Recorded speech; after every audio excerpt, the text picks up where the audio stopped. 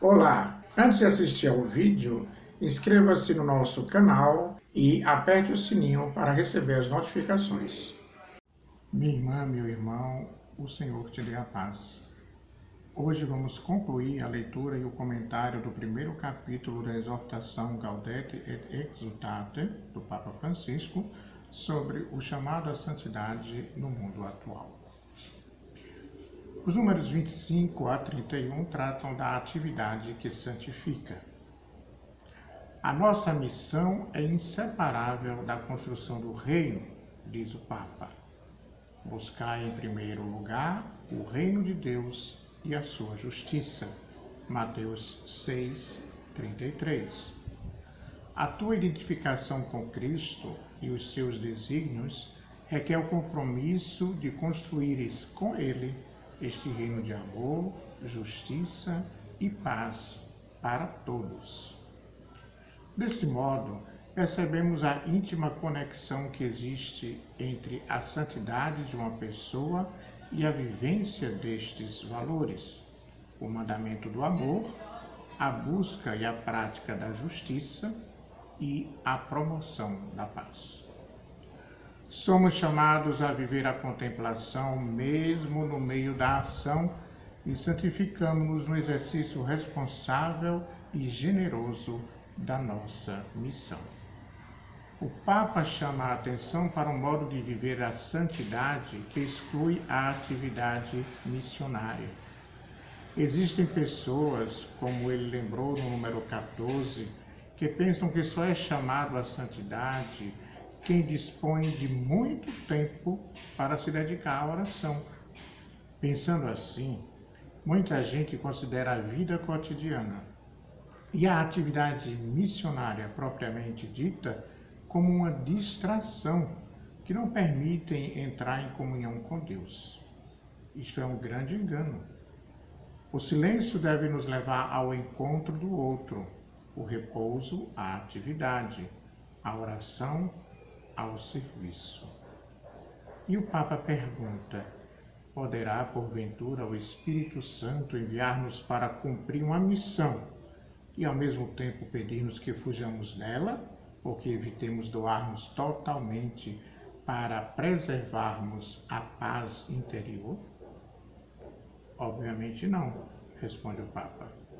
Mas, às vezes, somos tentados a relegar para a posição secundária a dedicação pastoral e o compromisso no mundo como se fossem distrações no caminho da santificação e da paz interior. Esquecemos-nos disto. Não é que a vida tenha uma missão, mas a vida é uma missão. A nossa vocação batismal de viver como sal da terra, dando sabor à vida, e como luz do mundo, iluminando toda forma de escuridão, para que, vendo nossas boas obras, as pessoas glorifiquem a Deus, é missão. O desafio é viver de tal forma a própria doação que os esforços tenham um sentido evangélico e nos identifiquem cada vez mais com Jesus Cristo, afirma o Papa Francisco. Eis aí uma questão espinhosa. Como somos pessoas ambíguas, nem sempre nossas intenções são puras, são saudáveis. Aí mora o perigo de realizarmos a missão movidos pela ansiedade, pelo orgulho, pela necessidade de aparecer e dominar, como diz o Papa. Tal atividade não será santificadora. Isto não implica menosprezar os momentos de quietude, solidão e silêncio diante de Deus. Antes, pelo contrário, com efeito, as novidades contínuas dos meios tecnológicos, o fascínio de viajar, as inúmeras ofertas de consumo, às vezes, não deixam espaços vazios onde ressoe a voz de Deus. Então, como não reconhecer que precisamos deter esta corrida febril para recuperar um espaço pessoal, às vezes doloroso, mas sempre fecundo, onde se realize o diálogo sincero com Deus? Pergunta o Papa Francisco no número 30. E continua: em certos momentos, deveremos encarar a verdade de nós mesmos para a deixar invadir pelo Senhor. E isto nem sempre se consegue. Assim, encontramos as grandes motivações que nos impelem a viver em profundidade as nossas tarefas. O Papa não despreza o silêncio e a oração, como podemos conferir aí. Ele afirma categoricamente que precisamos nos colocar na presença do Senhor em solidão e quietude, a fim de verificar se a nossa ação missionária não é mero ativismo desprovido de espiritualidade ou tarefa realizada sob a condução do Espírito de Deus. E ainda diz: precisamos de um espírito de santidade que impregne tanto a solidão como o serviço, tanto a intimidade como a tarefa evangelizadora, para que cada instante seja expressão de amor doado sob o olhar do Senhor. Desta forma, todos os momentos são degraus no nosso caminho de santificação. O Papa defende a vivência de um equilíbrio saudável entre oração e atividade missionária. Nem tanto ao mar, nem tanto à terra, como dizemos.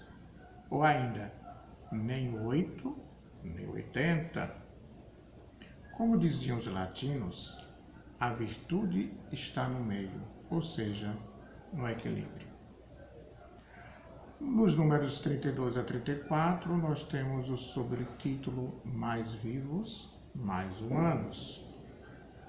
Encerrando este capítulo, chamado a santidade, o Papa nos faz um apelo para que aceitemos o convite do Senhor a fim de trilhar o caminho de santidade. Não tenhas medo da santidade, escreve o Papa. Não te tirará forças, nem vida, nem alegria. Muito pelo contrário, porque chegarás a ser o que o Pai pensou quando te criou e serás fiel ao teu próprio ser. Depender dele liberta-nos das escravidões e leva-nos a reconhecer a nossa dignidade. Muita gente pensa que ser santo é ser triste. Muitos jovens pensam que a santidade lhes tirará a força da juventude. Quem poderia viver na tristeza depois de encontrar a pérola preciosa que é Jesus, que enche de alegria permanente as pessoas que se deixam encantar por ele e decidem segui-lo pelo caminho? E o Papa conclui: não tenhas medo de apontar para mais alto, de te deixares amar e libertar por Deus. Não tenhas medo de te deixares guiar pelo Espírito Santo.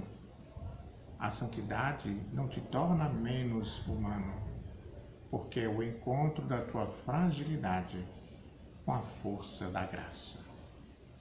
No fundo, como dizia Leon Bloy, na vida existe apenas uma tristeza, a de não ser santo. Até o nosso próximo encontro, onde começaremos a ler e meditar o segundo capítulo.